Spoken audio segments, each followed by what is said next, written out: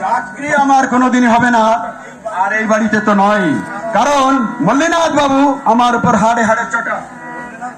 মল্লিনাথ বাবু তোর উপর রাগ করতে পারেন, কিন্তু তার কন্যাটি তোকে খুবই ভালোবাসেন।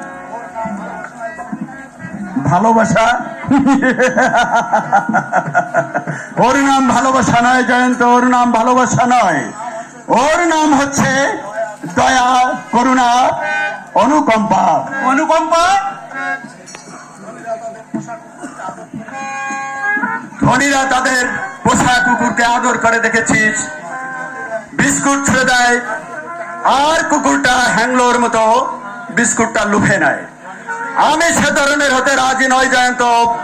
মরতে হয় আমি মাথা উঁচু করে বাঁচবো, মরবো, তবু ওই ধনীর দুয়ারে গিয়ে বলবো না আমাকে একটা চাকরি ভিক্ষা দিন।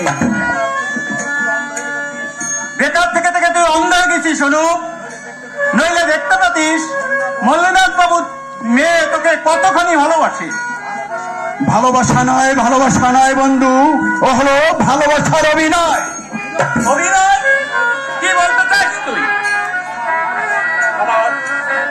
আমার মামা মামি স্নেহ দিয়ে, ভালোবাসা দিয়ে আর শৈশব যে সন্তানদের লালন পালন করেছিল, যারা তারা আজ ভাই ভাই ভাগ হয়ে গেল। বিয়ের আগে নাকি দু ভাইয়ে এক বিছানায় গলা জড়াজড়ি করে ঘুমাতো। কি করে তাদের ভালোবাসায় ফাটল ধরলো বলতে পারি জয়ন্ত? কোন স্বার্থে,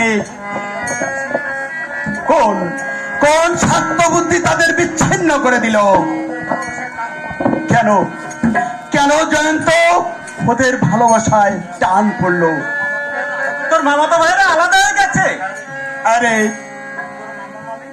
তোর মামা মামি আসবাবপত্রের মতো মামা মামিও ভাগ হয়ে গেছে। মামিকে নিয়েছে বড়দা, মামাকে নিয়েছে মেজদা। এই বয়সে তাদের দেখবার পৃথিবীতে কেউ রইল না। অনুপ, আমি কথা দিচ্ছি চাকরি তোর হবে, কিন্তু ওরে হাজারাম, তোকে আমি মরতে বলছি না।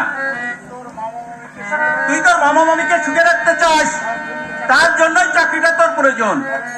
তবে মনে রাখিস মল্লিনাথ বাবুর মুখে মুখে যেন তর্ক করিস না। উনি যা বলেন তাতে সাই দিয়ে যাস। অগত্যা করেছি মোগলের হাতে, খানা খেতে হবে সাথে সাথে।